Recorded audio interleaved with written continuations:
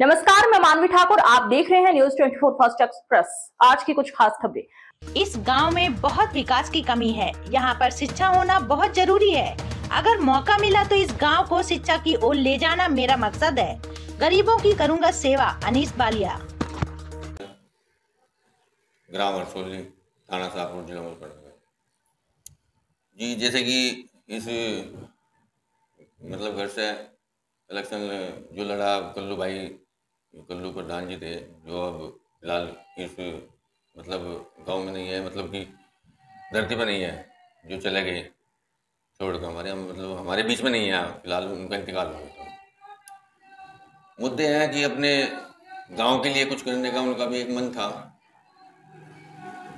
और अब वे नहीं है हमारे बीच में। तो हमारा भी मन यही है कि गांव के लिए और गांव समाज, जो समाज छत्तीस समाज है, बिरादरी है, छत्तीस बिरादरी के लिए हम कुछ करें।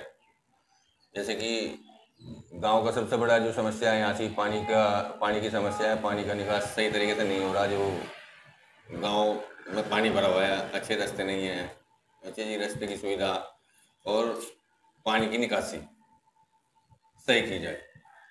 शिक्षा का मैटर है। शिक्षा को जो है, जैसे कि प्राइमरी स्कूल है, इसमें टीचर फिलहाल पूरे नहीं है, तो इसमें जो है टीचरों की सुविधा कराई जाए और शिक्षा पाई जाए, अच्छी शिक्षा मिले जी। क्योंकि गरीब लोग रह रहे हैं, तो प्राइवेट स्कूलों में तो शायद शिक्षा नहीं ले पाने के, भी सरकारी स्कूल में शिक्षा लेने की इच्छा होनी चाहिए लोगों की और करनी भी चाहिए शिक्षा।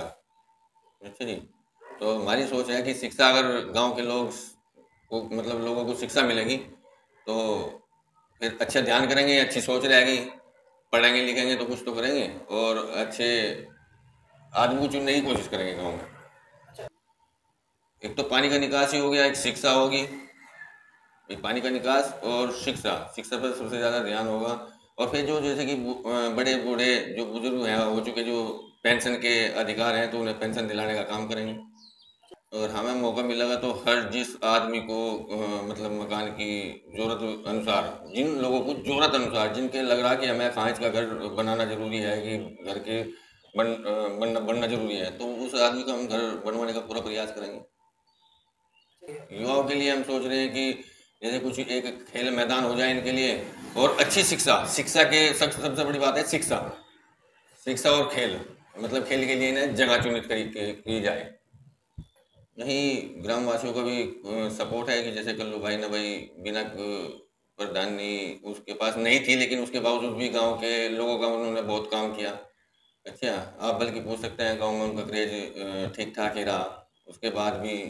तो उसी को कड़ी को आगे बढ़ा के हम भी सोच रहे कि उसी की तरीके से और लोगों के बीच में रहकर हर बिरादरी का सम्मान की जाए, अपने गांव के लिए काम किया जाए, अच्छा काम किया जाए। समीकरण तो यही है कि लोगों का सम्मान भरपूर मिल रहा है, मुझे को बहुत अच्छा सम्मान मिला हुआ है।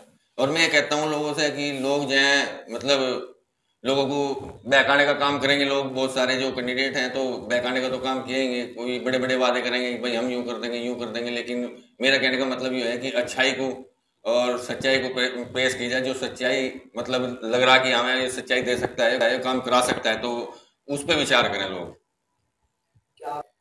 नहीं, ये हकीकत है। गांव को मैं बताया अभी, अगर शिक्षित और समझदारी के तरीके से आप लोग काम करेंगे तो सोचने का विचार यही रहेगा कि मुझे जो है लोगों का भरपूर प्यार मिल सकता है, और आदमी जो है ये अच्छे को ही चुने। मैं तो यही कहूँगा कि वे देख लें कि उन्हें विश्वास होना चाहिए कि ये आदमी काम कर सके हमारे लिए या नहीं कर सकता। हमारे जो भतीजे थे, इनके बड़े भाई कल्लू, उनका बहुत सभी को प्यार था। उन्होंने बहुत मेहनत करी 30 साल तक, और उन्हीं के पद चिन्हों पे चल रहे हैं। ये नहीं सोच रहे हैं कि हम अपने भाई का नाम जिंदा रखकर, हमें जनता प्यार दे रही है, उनका नाम हमेशा रोशन रखकर हमें जनता बहुत ही तरीके से मान रही है। और जनता ही कह रही अग जी हम आपके साथ हैं। तो पढ़ा लिखा बच्चा है, जुमले नहीं, ये इनकी हकीकत वो है।